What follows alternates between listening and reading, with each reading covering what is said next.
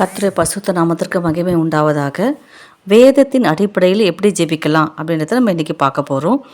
அதுக்கு ஆதாரமாக தானியேல் 9ஆம் அதிகாரம் 2-3 வசனங்களை வாசிக்கலாம். தானியேல் ஆகிய நான் எருசலேமின் பாழ்கடிப்புகள் நிறைவேறி தீர 70 வருஷம் செல்லுமென்று கர்த்தர் எரேமியா தீர்க்கதரிசியோடு சொல்லிய வருஷங்களின் தொகையை புஸ்தகங்களால் அறிந்து கொண்டேன்.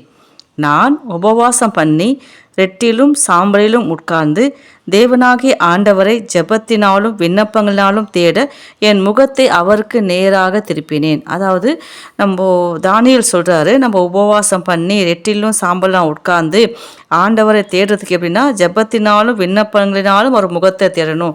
வேதத்தில் நிறைய ஜெபங்களை பற்றி நம்ம பார்த்துட்டு வந்துருக்குறோம். இன்னைக்கு கூட வேதத்தின் அடிப்படையில் எப்படி ஜெபிக்கலாம், வேதத்தின் அடிப்படையில் நம்ம எப்படிலாம் கர்த்தர்ட்ட போய் விண்ணப்பங்களை வைக்கலாம் அப்படின்றது சில காரியங்கள் நம்ம குறித்து உங்களோட பகிர்ந்து கொள்கிறேன். கலாத்தியர் 1ஆம் அதிகாரம் 3ஆம் வசனம் 4ஆம் வசனங்கிறது விடுதலை உணர்வோடு நம்ம ஜெபிக்கணுமா. எப்போ நம்ம ஜெபிச்சாலும் அதாவது டைம் ஆயிடுச்சு, ஐயோ எனக்கு 5 நிமிஷம் தான் ஜெப நேரம் இருக்குது அப்படின்னு தேவ சமூகத்தில் போய் அப்படி பதற்றத்தோடு இருக்காமல் விடுதலையோடு தேவனை நம்ம என்ன பண்ணணும், விடுதலை உணர்வோடு நம்ம ஜெபிக்கணும். எபேசியர் 5ஆம் அதிகாரம் 19ஆம் வசனத்தில் இருக்குது, பாடல் பாடி ஜெபிக்கலாம். நம்ம ஜெபத்தில் தொடர்ந்து அப்படியே ஜெபிச்சுட்டே இருக்க வேணாம். சில பாடல்கள் கர்த்தரை உயர்த்தி பாடல்கள், கர்த்தருடைய அற்புதத்தை நினச்சி பாடல்கள், கர்த்தருடைய மகிமை நினச்சி பாடல்கள், அப்புறம் கர்த்தருடைய வல்லமை நிறைய அதிசயங்கள் செய்திருக்கிறாரு அப்படி தேவனை உயர்த்தி மகிமைப்படுத்தி பாடல்களை பாடி நம்ம என்ன பண்ணலாம், ஜெபிக்கலாம். வரங்களுக்காக மெயின் ஜெபிக்கணும். இந்த நாட்களில் வரங்கள் இல்லாமல் ஊழியம் செய்யவே முடியாது. நம்ம கொடிய காலங்கள், கடைசி காலங்கள் நம்ம வாழ்ந்துருக்கிறோம். இந்த நாட்களில் கர்த்தருடைய பிள்ளைகள் ஒவ்வொருத்தருக்கும் வரங்கள் கிரியை செய்யணும். அப்போ நம்ம ஒவ்வொரு நாளும் ஆண்டவரை என்ன கொண்டு நீங்கள் பலத்த காரியங்களை செய்யுங்கப்பா, என்னோட 10 விரல்களையும் 10 விதமான வரங்கள் கிரியை செய்ய சொல்லிட்டு வரங்களுக்காக நம்ம ஜெபிக்கணும். எல்லாத்துக்கும் மேலே ஒரு மனதற்காக எங்கே ஒரு மனம் உண்டு அங்கே தேவன் இருப்பார். இருவர் ஒருமனப்பட்டால் அவர்கள் மத்தியில் நான் இருப்பேன்னு சொன்ன கர்த்தர். ஒரு மனம் இல்லாமல் நம்ம ஜெபிச்சு எந்த பிரயோஜனமே இல்லை. 50 பேர் கூடி ஜெபிக்கலாம், 5000 பேர் கூடி ஜெபிக்கலாம். ஆனால் அந்த இடத்துல ஒரு மனம் இல்லைன்னா கர்த்தர் அங்கே இருக்கவே மாட்டார். 2 பேர் ஒருமனப்பட்டிருந்தால் அவங்கள மத்தியில் கர்த்தர் இருப்பார். அதில் ஒரு மனத்திற்காக எந்த கூட்டங்களோ, ஜெப கூட்டங்களோ, உபவாச ஜெபமோ, ஆராதனையோ, எந்த கர்த்தருடைய நாமத்தில் எந்த இடத்துல கூடனாலும் முதல்ல நம்ம எதுக்கு ஜெபிக்கணும், ஆண்டவரே இங்கே கூடியிருக்கிற எல்லாரும் ஒரு மனமாக கூடணும், ஆண்டவரே ஒரு மனப்பட்டு இருக்கணும் அப்பா அப்படின்னு சொல்லிட்டு ஒரு மனதிற்காக நம்ம ஜெபிக்கணும். அப்புறம் நம்ம நிறைய ஜெபிக்கிறோம், ஊழியம் செய்கிறோம், வசனங்களை சொல்கிறோம், ஆனால் அறுவடை கம்மி. இந்த நாட்கள் நம்ம எதிர்பார்த்த அளவுக்கு மக்கள் ரட்சிக்கப்பட்டு தேவன்கிட்ட வரல. அப்போ நம்ம ஒவ்வொரு நாளும் அறுவடைக்காக ஜெபிக்கிறோம். ஆண்டவரே இந்த எல்லா மக்களும் கிறிஸ்துவ அண்டை வரணும்னு சொல்லிட்டு அறுவடைக்காக நம்ம ஜெபிக்கிறோம். அதை சொல்கிற மத்தேயு 9ஆம் அதிகாரம் 37-38 வசனங்குது, விளைச்சலுக்கு அதிகமாக இருக்குது ஆனால் அறுவடை கம்மியாக இருக்குது. இந்த அறுவடைக்கு ஆட்களை அனுப்பும்படி ஏசப்பா வேண்டிக் கொண்டார். இன்றைக்கி நம்மளும் இந்த நாட்களில் 2026 நிறைய அறுவடைகள் கிடைக்கணும் அப்பா அப்படின்னு சொல்லிட்டு அறுவடைகளுக்காக நம்ம ஜெபிக்கணும். அப்புறம் எபேசியர் 1ஆம் அதிகாரம் 17ஆம் வசனங்குது, பிரகாசமான மனக்கண்களை பெற ஜெபிக்கணும். ஏன்னா பிரபஞ்சத்தின் தேவனாலும் என்னோட மனக்கண்களை குருடாக்கி வச்சுக்கிறான். அப்போ நம்மளோட கண் கூடானால் நம்மளால் ஒன்றுமே சரியாக பார்க்க முடியாது. நம்மளோட கண் தெளிவாக இருந்தால் தான் எதையும் நம்ம பார்க்க முடியும். நான் முன்ன போனால் கர்த்தரை காணும், பின்ன போனால் கர்த்தரை காணும், அவர் என்னை காணாதபடி எங்கே ஒளிஞ்சிருக்காருன்னு யோபு சொன்னார். அப்படி இல்லை, நம்முடைய கண்கள் பிரகாசமாக இருக்கும்படி பவுல் ஜெபிச்சார். நம்மளும் அப்படி ஜெபிக்கணும். ஆண்டவர் எங்களுக்கு பிரகாசமான மனக்கண்களை தாங்கப்பா அப்படின்னு நம்ம ஜெபிச்சா கர்த்தர் நிச்சயமாக நம்ம எல்லாருக்கும் பிரகாசமான மனக்கண்களை தருவார். அப்புறம் எப்படி ஜெபிக்கணும்னா அழைப்பின் நம்பிக்கையை அறிய ஜெபிக்கணும். கர்த்தவங்களை அழைக்கலையா தெரியலையே, அழைப்பு இருக்குதா இல்லையான்னு தெரியலையே அப்படின்னு ஒரு முன்னுக்கு முன் முரணாக பேசக்கூடாது.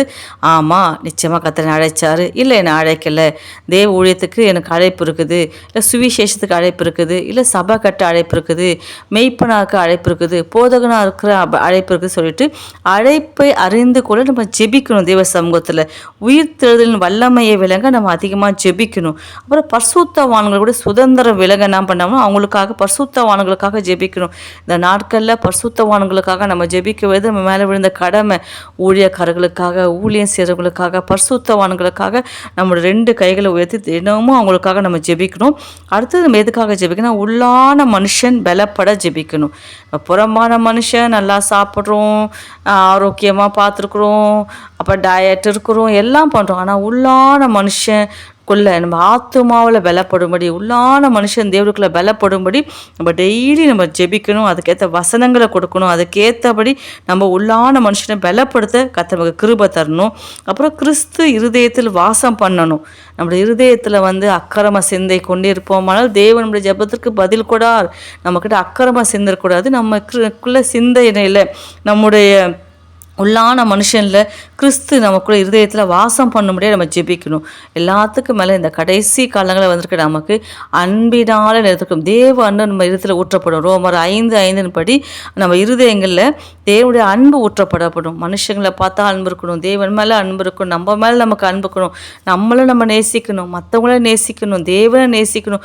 அப்படியாப்பட்டதாக தான் நம்ம கிறிஸ்தவ பிள்ளைன்னு சொல்ல முடியும். இப்போ இந்த நாட்களில் நிறைய இடத்துல அன்பு தணிஞ்சு போயிடுச்சு, அன்பை பார்க்க முடியல. ஆனால் நம்ம அன்புனால் நிறையும்படி நம்ம என்ன பண்ணணும்? ஜெபிக்கணும்.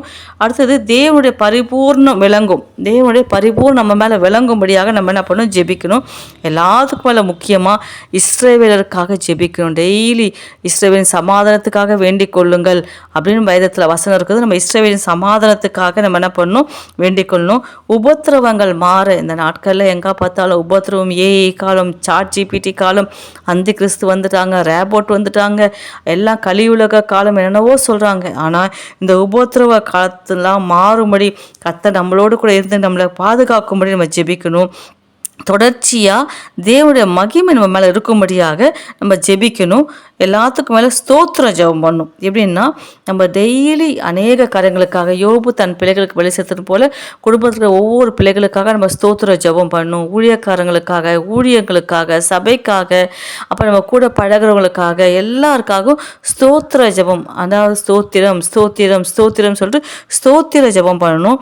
அப்புறம் கண்டிப்பாக வாரத்தில் 2 நாளாவது இல்லை 3 நாளாவது உபவாசம் இருந்து, ஏன்னா இவ்வையாக பிசாசு உபவாசத்தினாலும் ஜெபத்தினாலும் என்று வேறொன்றுக்குள்ளும் போகாதுன்னு ஏசப்பா வசனமே சொல்லியிருக்கிறாரு. அப்போ நம்ம உபவாசம் இருக்குது ஜெபிக்கணும். அப்போ தான் நம்ம வாழ்க்கையை ஜெயிக்க முடியும், கட்டுகளை உடைக்க முடியும், அடுத்த கட்ட ஆசீர்வாதத்துக்குள்ள நம்ம கடந்து போக முடியும். அந்நிய பாஷைகளை பேசி ஜெபிக்க கர்த்தர் நமக்கு கிருபை தரணும். அந்த மாதிரி ஜெபம் தான் கண்டிப்பாக நம்முடைய ஊழியத்திற்கும் நம்முடைய ஆவிக்குரிய வாழ்க்கைக்கும் நிச்சயமாக அதிகமாக விளங்கும். அதனால் இந்த நாட்களில் வேதத்தின் அடிப்படையில் எப்படிலாம் ஜெபிக்க நம்ம பார்க்க கர்த்தருக்கு கிருபை கொடுத்தார். இந்த மாதிரி ஜெபங்களை பண்ணி நம்மளும் ஜெயிப்போம், ஜெயம் பெறுவோம்.